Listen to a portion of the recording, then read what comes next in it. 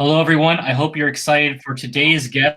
His name is Wade Shepard. He's one of the preeminent journalists related to the Startup Society's field. He is the author of Ghost Cities of China and On the New Silk Road, and he's the author of in Forbes and The Guardian. Wade, thank you so much for coming on the call. Hey, Joe, thank you very much for having me. No problem at all. So I guess we'll start with your first book and Ghost Cities. And for those who are not familiar, what is your definition of a ghost city? What is a ghost city? A ghost city kind of has two definitions, but generally speaking, a ghost city is any type of urban conglomeration that doesn't really have enough people, enough businesses to sustain it. So a ghost city can be a city that died, as in like, a mining town, or can be a city that's still in the process of coming to life, a new city that is still currently in development. And when we look at places like China, China over the past 20, 25 years, China has started building, upwards of 100, completely new cities. And these are long-term projects. So in the early stages, they oftentimes look a little bit bleak, kind of, a place of ghost, right? You see the big buildings, you see the shops, but they're not open and pretty much nobody is there. It's very bizarre for a lot of people in the West to see all these cities, but obviously in your work, you said that it's just a transition phase. Most of these quote unquote ghost cities later become fully fledged cities, but the strangeness comes that it's a very different development approach than a lot of cities in the West where they have this phased approach. Where once you have enough tenants, you start building the other phases. It stems from the fact that China can build infrastructure way faster than we believe is possible, right? You can talk, in a matter of like 5 years, China can go out and build what looks like a completely new city, but it's just, buildings and roads and, shop fronts and, empty industrial parks. These aren't actual cities yet. Kind of what happened in China is that, some new cities, by like 2008 or so, there was all kinds of these like really massive infrastructure projects that didn't have a lot of people. And some journalists went out and they said, oh, wow, these are failed projects because I don't see anybody here. But the fact of the matter was that these were new development projects that were, only at the 5 or 6 year point of their development. And, no city, no country in the world can build an entire new city in 5 years and populate it. Even if you can go to such a large scale development at the 5 or 6 year point and they have buildings built, that have actually people moving in that at some level, which kind of led to a lot of confusion. But that was what hooked me onto the story, because I wanted to find out what was really happening, what was actually going on, behind the scenes, and what was this kind of strange new urban development model that the world has really never seen before. Yeah, and it's absolutely amazing. Obviously, they can do it, but it just puts on the head all of our notions of economic development. And I want to get into some of the reasons for that. But first, I just want to ask, how does China's this sort of master plan effect, instead of allowing the city to organically test out where the infrastructure should be placed, it has this master planned effect. Is there any negative outcomes from having master plan at the get-go before there are people there, or is that pretty negligible in your opinion? In my opinion, if there's enough money to back the project, and if project isn't in kind of like an environmental disaster zone, the master plan effect is kind of like one of the most positive things that a lot of China's new cities have going for it. In the West, you can't go out to the middle of nowhere and start building a city organically that you're going to just expect gradually grow by magic, right? There'd be no reason for anyone to ever move there. So what China does, kind of this master plan effect, is they create the city and then they create the economic driver for that city. Now, as almost anywhere in the world, nothing goes completely according to plan. However, the fact that this junction, China has a massive amount of money, behind this, their urbanization scheme, and they can pretty much, at this point, fund them, completely fund them. And so it's not really something to worry about. These places are not going to, completely disrupt, China's economy. It's not going to bring down the world economy. Some of them will be successful, some of them will fail, but that's, in my opinion, even the failed ghost cities isn't really a big deal. Starbucks closes hundreds of stores every year, for lack of performance. That doesn't mean Starbucks is going out of business, right? And so I mean, and cities are kind of obviously complex entities, right? If you don't have adequate healthcare, if you don't have adequate schools, if you don't have, adequate places for people to work. For example, one of the first things that they build in these new cities after they have the core infrastructure built is, a super, super fancy new museum. And then they'll start moving in super high-end schools. And in China, people are really focused on their kids' education. So what the city will do is say, okay, we're going to put the best school in our city, in this new development area, as a way to kind of bait people out to this area. Because if they want to send their kids to the school, they have to live there. And then they'll start doing things a little bit later on, or like moving in high-tech companies and whatever industry that they have planned to actually drive development in these places. And then they move in universities as well. And all these kind of entities, like being moved out to the new cities, kind of draw people. And the ideal is very much the same in China. And China has the advantage over most of the world. The Chinese government has a large degree of control over where people and businesses go. First of all, they own, a lot of big companies in China are state-owned enterprises, and even private companies are still under the influence of Beijing and other levels of government. So they can, tell a company, hey, you're going to move out to, Horgos, this new city that's on the border of Kazakhstan out in the middle of nowhere. And when the companies go, the workers go. And then service industry blossoms. And it's just amazing to see kind of top-down development being done on that level. And then when you consider that millions and millions and millions of people had to be, evacuated and moved somewhere else so they could create the space for these new cities, and you're talking about a human experiment on a scale that's really never been attempted before. Do you think that this type of massive transformation would be possible with, standard Western representative democracies, or do you think this is something that's fairly unique towards the style of government that China has? It has this abundance of central power. I mean, I think it's very unique to China. I mean, as you said, China has an abundance of central power, and China also has an abundance of money and the will to kind of develop and create new cities. I mean, one of the reasons is kind of spreading, this kind of urbanization miracle over the entire country as a whole, rather than just having things build up kind of organically, on their eastern seaboard. I mean, the Communist Party likes nothing about the word organic, right? They do not like phenomenon just kind of happening on their own. Sometimes they'll sit back and watch what's happening and then find a way to control or direct it. It's kind of like putting boulders in a stream to kind of change its direction, right? They know how to funnel money and funnel people over different parts of the country, different economic sectors that they want to develop. And yeah, it's a form of government that we don't really have another example for. And I think it would be absolutely impossible for, a Western democracy to develop like China develops. First of all, we have all kinds of regulations and red tape and consensus and, democracy and all these things get in the way. In China, all you need is like one guy to say, yeah, we're going to build a new city here and be done. I mean, just the amount of power that such a small group of people have over such a large, incredibly populated country. It's really sobering to see like what a government can do, physically and socially and economically, and not have the people revolt. Well, our hope is that some of the positive elements of new city projects and special economic zones will be able to win out, have sort of a carrot versus a stick approach to economic development. So, and maybe an example of which could actually be the early on new urban experiments in China. Because as far as I can tell, but I can be corrected, Shenzhen wasn't a master planned city. New city projects, they were the impetus came from the local municipalities rather than the Chinese central government. That's when the majority of the development happened. So is it possible to do in this decentralized ways?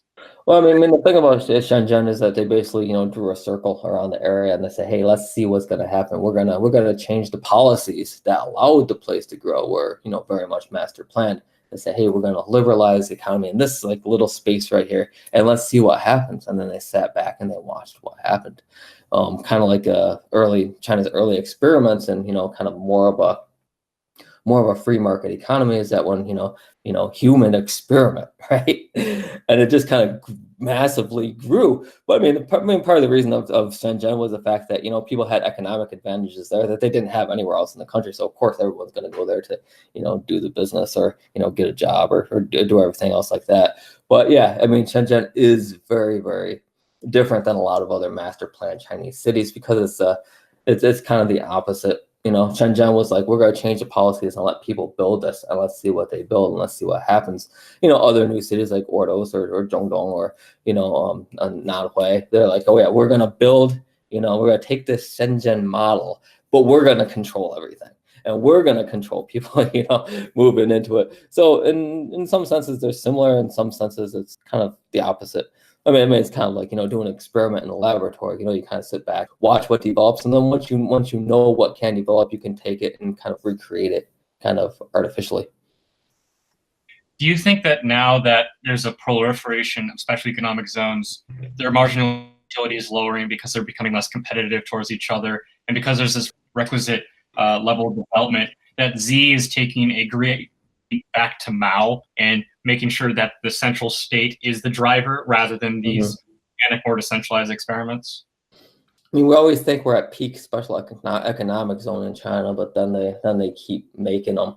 I mean, China's special economic zones, they're kind of tiered. There's a state level projects which are funded by Beijing, and these places will be successful no matter what because Beijing makes sure of it. There's a lot of face involved in these projects, but a lot of them was just, I mean, they kind of went overboard with them. And I think a lot of them is kind of like, we're going to throw these noodles at the wall and see what sticks, the ones that become successful, the ones that will stay, the ones that don't, they, bulldoze and make something else in their place. I don't know. I think China's still very focused. I mean, the amount of like government, direction in these special economic zones, especially when it comes to like the flow of companies and even people and talent and education in universities, really can't be underestimated. Even the power to move big multinational companies like Dell and HP. They were some of the earliest companies to move out to kind of central and western special economic zones. And it's my opinion that they didn't do so completely of their own volition. So yeah, the central government has their hand in pretty much all of this. But yeah, I mean, I always thought that, yeah, these places are just going to outcompete themselves into oblivion because the way these special economic zones attract companies by giving like lower costs for land, lower taxes, no taxes, and all of this stuff. And it just seemed like this crazy race to the bottom, right? That they're all, I mean, companies just kind of like keep moving to wherever they get the best deal. But that hasn't exactly materialized. We still have some very successful and relatively new, special economic zones in China that are just exploding. But, who knows what will happen in the future. So obviously, there's been a lot of success with these zones. And as you said, if a project is instigated by Beijing, it's basically guaranteed to be successful. But there is this sort of worry, and maybe it's overblown in your view because you spend so much time in China, that a lot of this growth is masked over by government stimulus and retraining the economy. And a lot of this growth is simply a huge asset bubble. And that you can flow money in the economy and support all of this because there is this huge bubble. Do you think that it's real sustainable growth, or do you think that there will be a reckoning and that these projects aren't as sustainable as people thought? I disagree with that pretty completely. I mean, you have to like, a lot of times China seems similar to like, a country like the West on the surface because you use similar words like, government stimulus or, bailouts and things like that. But it's very different in China because the Communist Party pretty much owns everything, right? So it's the Communist Party investing in the Communist Party, right? I mean, it's like one hand's feeding the other. I mean, the banks are owned by the government. The banks give, loans to like, state-owned enterprises that are run by the government, right? So it's talking about government institutions like universities that are very, very active in these kind of new cities. So, I mean, it's all part of one entity for the most part that's investing in itself. And the thing why I don't really think that it's a bubble is because when these projects don't work out, I mean, China doesn't really have a word for municipal bankruptcy. Technically, it doesn't exist. Or when a big company goes bankrupt, this isn't money that necessarily always needs to be paid back because it's essentially, one hand lending money to the other. And just so the Communist Party is still making money, and just so the bottom line is that China still has a lot of money, and China as a whole is making a lot of money, I don't see an economic situation in the future that could really bring that down because basically China's not a market economy. No way, shape, or form is China a market economy. They control supply and they heavily influence demand. So while the Communist Party has the money to continue funding this, I believe that's China's model. I don't believe that this is just a temporary phase to kind of get to like, more of a market equilibrium. I believe that China will continue funding, Chinese government will continue funding this stuff, way into the future. As I said, I believe it's a fundamental part of their model rather than a temporary phase. And that brings us to our next set of questions, which is China sort of ditching the increased liberalization for increasing infrastructure abroad for what they call the Belt and Road Initiative? Are they replacing the role that they traditionally had with the West of being cheap labor for manufacturing and giving that off to neighbors instead of to liberalize their own country? Yeah, I mean, partially. I mean, I don't see it a way to avoid liberalizing our own country, but China changed. Like China's always changing really, really fast. But China changed in the fact that they don't no longer have this big supply of cheap labor, and they have a boom in middle and upper class. I mean, they're now a consumer-driven economy now, and so rather than kind of watching, their companies leave their country and just go on wherever they want, as what happened in countries like the USA during the initial phases of globalization. What they're doing is they know these companies are going to leave. They know it's beneficial for the companies to leave and manufacture in cheaper countries. However, they're maintaining a tether to them via the Belt and Road.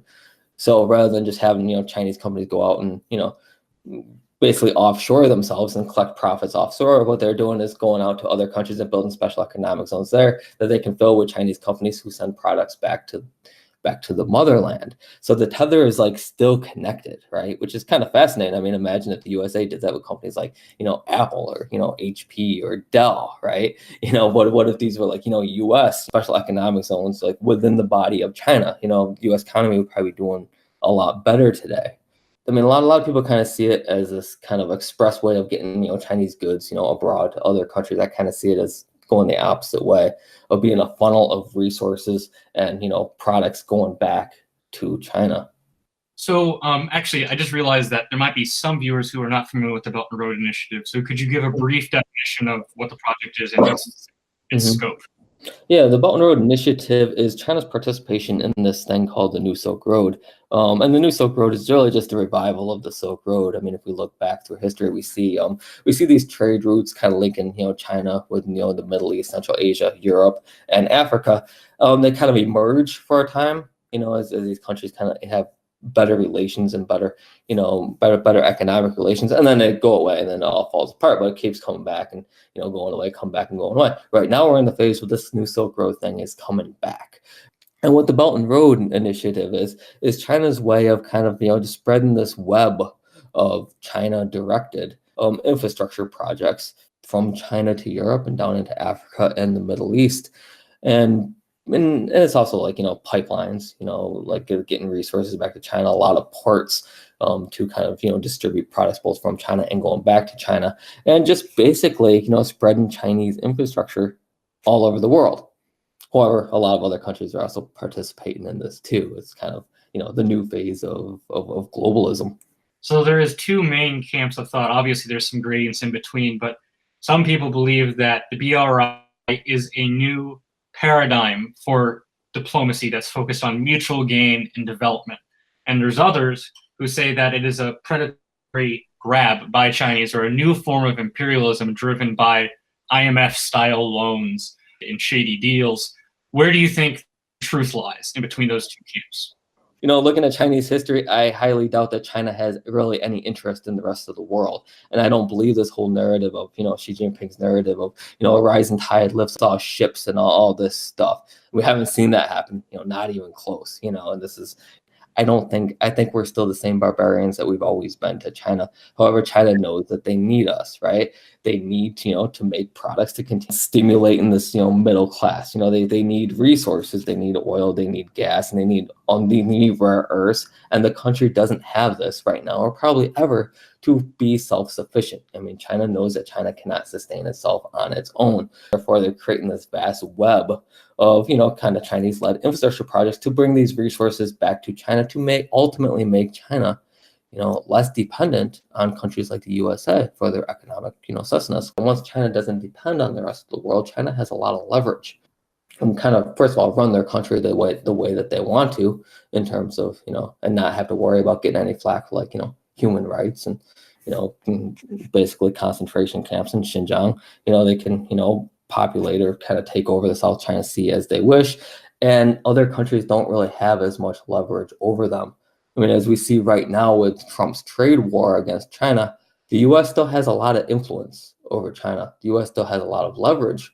Basically, I see the Belt and Road as, being out there for about, 3.5 years, is kind of a lot of industrial Chinatowns that are just kind of popping up in, Kazakhstan, Oman, Greece, all over Africa, where they put a big fence up around these areas and nobody else really knows what's going on inside, right? Kind of like the Chinatowns of old, it's pretty crazy, because I don't see this Belt and Road thing as being something that, I don't see it as neither. I see it as, just a way of China decreasing the leverage that other countries can have over them, so China can have their autonomy, move on to this dream of a socialist future that was envisioned by Mao. Exactly. And obviously, the United States, as you said, has a lot of power in the South China Sea, and sort of with tariffs and the trade war and whatnot. But do you see that the Belt and Road Initiative, what it also does is it reorients power, because it makes stronger alliances that pull it away from the United States and NATO. For instance, in Europe, Italy and Greece have signed to be more active participants in the Belt and Road Initiative. Do you think that's part of a longer-term strategy of pulling away players from the EU and towards a China-centered alliance, or pull countries away from the United States? At least in that view, I see it as being a way to kind of get countries not to kind of vote almost unilaterally with the USA. It kind of brings countries like a little farther apart from that U.S. alliance, and I mean it does that. However, I don't see this whole China-centered power structure ever really happening, because a lot of these countries are very very careful in how they deal with China.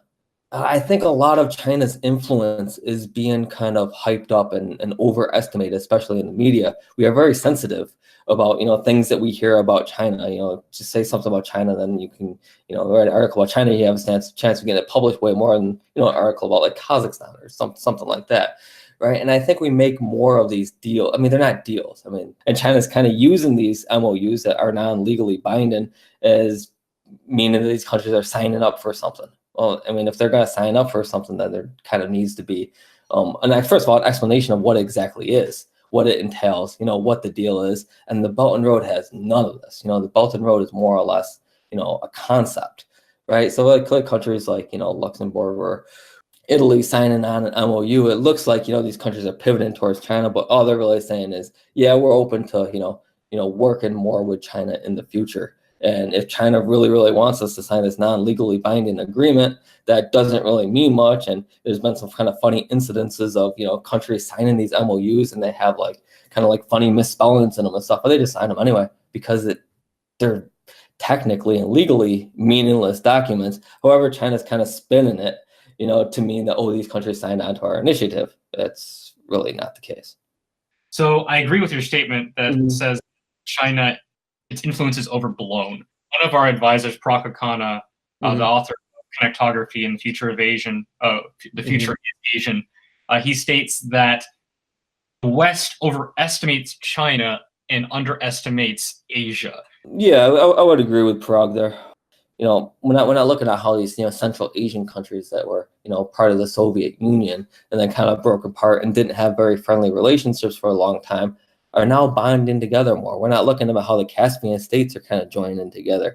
We're completely missing this whole entire narrative of how all these countries are coming together along the real, reemerged Silk Road, not just the Belt and Road, but all the other, Silk Road policies and, infrastructure projects that are out there, and really coming together and joining together. And we're just missing that, because nobody really cares much about Bangladesh, but Bangladesh joining up with like Myanmar and China and Kazakhstan, them creating all these physical and governmental connections between each other. That is really something big. And these unions that are kind of being developed kind of under the surface, that we don't take seriously right now.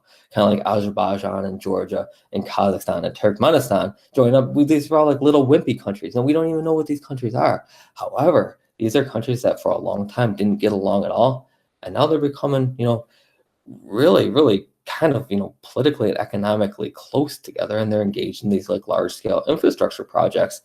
And the rise of, as Prague puts it, Asia as a whole is a story that we are really missing. And it's, going to come back to bite us, because right now we just see China, China, China, and we don't see the broader Silk Road that's being built up, kind of like under the surface of this whole China narrative. It's all about sound bites and what you can get on the news, but there's already measurable impacts with these partner countries, like Pakistan, for instance. Mm-hmm. Could you sort of and what are the impacts of this project already, despite it being so early on? The impacts of the projects is, first of all, it's kind of putting countries like, Pakistan or Sri Lanka kind of on the global stage. People are now talking about these places, right? Companies are now looking at these places. And especially a country like Pakistan's like transportation infrastructure was like decimated for like a long time. And Pakistan's a country that has, a large population. I mean, the education level is, in some parts decent, right? People speak English there, right?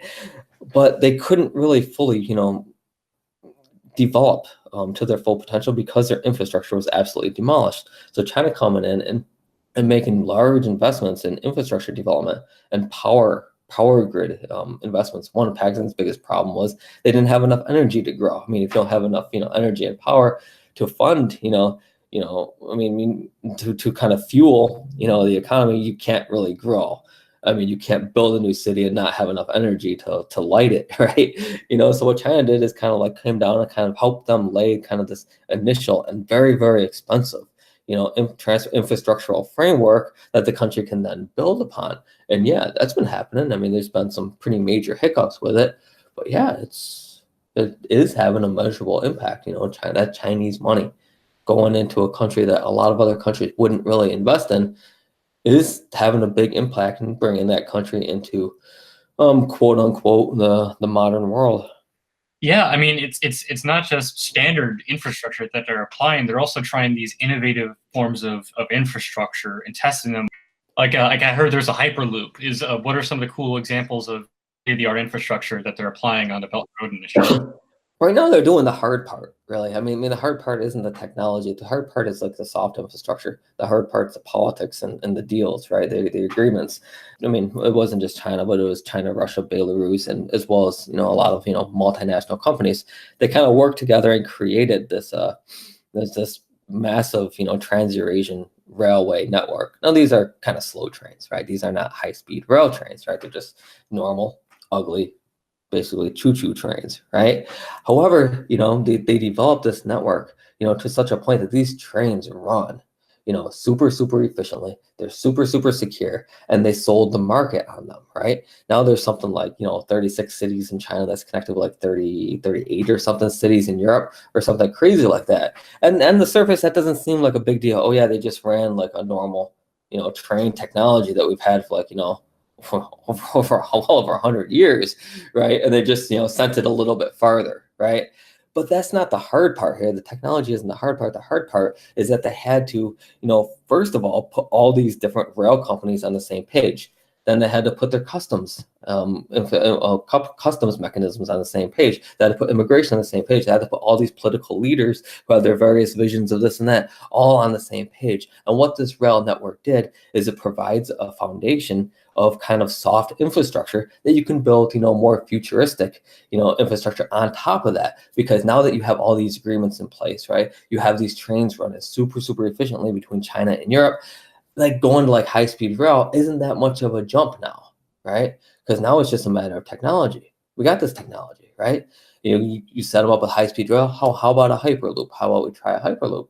Okay, well, we sort of have this technology, kind of being close to developed, but we just kind of need the governments to kind of like same page themselves to actually make it a possibility. Then all of a sudden that becomes a possibility. So I mean, the initial stages of the kind of this new Silk Road thing, which is like other countries of Eurasia and Europe kind of joining together infrastructurally and politically and economically, Isn't very sexy, right? You know, like these they make custom deals are like the the least sexy thing I can think of, right? However, this is the hard part. They're doing the hard part right now, and now that this is set up, we can now expect some pretty drastic, a very fast-paced moving technological changes to kind of happen on top of that. And then we get the sexy stuff. We get the hyperloops and the stuff that you can see and actually like talk about. We get the high-speed rail trains where you can go from like Beijing to like I don't know, Moscow in like 20 hours or something crazy like that, right? Now we can get into the fun stuff. Agreed. The hardest problem in any of these large projects is the political problem, not the technology itself. Mhm. And in fact, China has experienced, or at least the Belt and Road Initiative, as a general idea, has experienced some significant backlash in some of their partner countries. Can Mhm. you comment on that and how China has reacted to some of it? Oh, great question, man. It's very hard for me to say. It's if China kind of underestimated how much democracies can vacillate, if they kind of underestimated how messed up a lot of these countries are that they were making investments in, or if they're basically if they're just global amateurs and the infrastructure building arena, or if they're absolute masterminds and they understand that this phase that they're in now is just a phase that once they sign these deals are going to last long beyond the governments that they're making these deals with. So now what you have, I mean, right now, if you go out and look at Belt and Road, if you look at China, many of China's big infrastructure projects, you can kind of like look down on it, say, yeah, well, China's making all these deals, but the countries that they're making these deals with, the governments that they made these deals with, are kind of dubious kind of governments. They're very corrupt governments. They're kind of global backwaters that no other country would want to invest in, right? I mean, Sri Lanka is a great example. You have Mahinda Rajapaksa, the president of Sri Lanka, the president who kind of a national hero because he got the country out of like a 20-year long like civil war. However, he did so in a way that kind of and he's now being brought up by the UN on charges of war crimes, right? So anyway, so there's this dude who's probably not the most benevolent leader that the world has ever seen, who has a reputation of being highly corrupt. And China comes in there and starts funding a lot of these infrastructure projects that he kind of mastermind. Hamatota is where Rajapaksa was from, and he kind of envisioned taking this kind of backwater fishing village that he grew up in and turn it into Sri Lanka's #2 city. No country in the world is going to fund that because the project's absolutely insane, right? And no country is going to fund it because at that time Sri Lanka was pretty much blacklisted by the EU and the US because of those war crimes charges. So anyway, he tried to find funding from a variety of countries. Nobody else gave him the money. He turns to China. Hey, do you want to invest here? We have this space for a deep sea port. It's right on one of the busiest shipping lanes in the world. And that was very attractive to China. So, okay, we'll invest in your project. They gave him a lot of money. They built an airport. They built a port and whatever. And the project was this project never really had the highest probability to succeed, but it was being developed. It was being developed slowly. Things were happening, and then all of a sudden, Rajapaksa gets voted out of power. What now, right?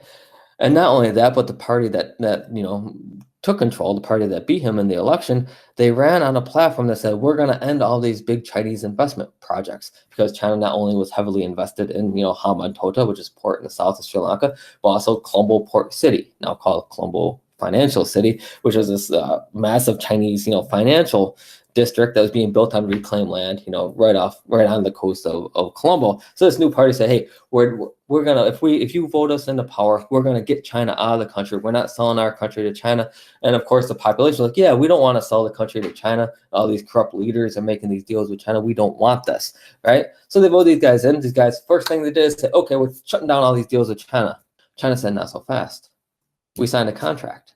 We signed legally binding agreements to carry out these projects.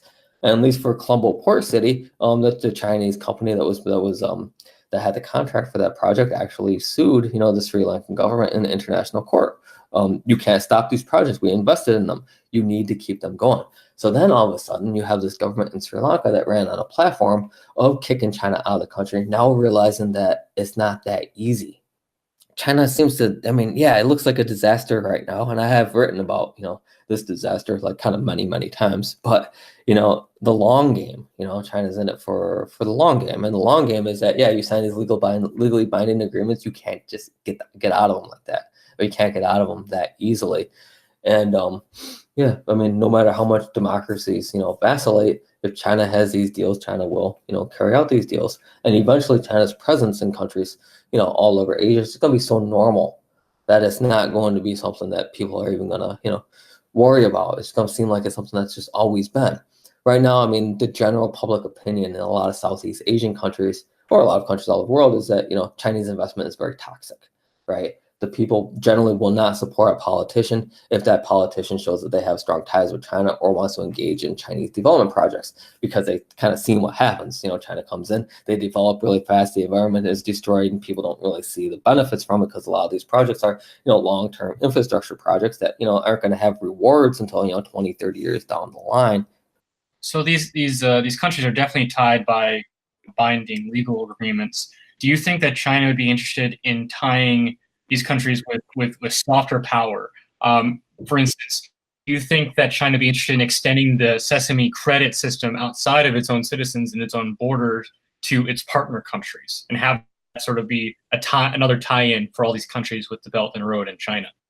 Maybe I'm not so sure about that, but it's you have to really abide by like economic fundamentals, right? China's not really used to doing that. They're used to like building a port and sending ships there and having it work. But yeah, that doesn't work out so well abroad. And projects like Malacca Gateway in Malaysia is kind of a shining example of that. But I don't know. I don't know about that. I mean, I guess we'll have to see in the future. But it is an interesting possibility. But I will say that I feel the whole Chinese debt trap diplomacy thing has been overblown as well. I mean, even if you look at Sri Lanka, everyone's calling it a Chinese debt trap. Only like 11% of like, China's Sri Lanka's external debt actually goes to China. Most of it actually goes to Japan. And I don't know. I think that a lot of that just comes from like only looking at China at the expense of like looking at the whole picture, right? Only seeing like, one tree, and not just kind of ignoring the forest. And plus that something that kind of makes sense to us, And then, there's the other side of that coin is that, these are governments taking out loans